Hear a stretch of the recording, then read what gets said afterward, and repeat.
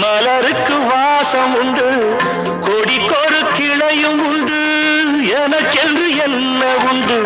நிலவுக்கு வானம் உண்டு, மலருக்கு வாசம் உண்டு, கொடிக்கொரு கிளையும் உண்டு, எனக்கென்று என்ன உண்டு? ஏன் படைத்தானோ இறைவனும் என்னை? மனதில் எனக்கு நிம்மதி இல்லை.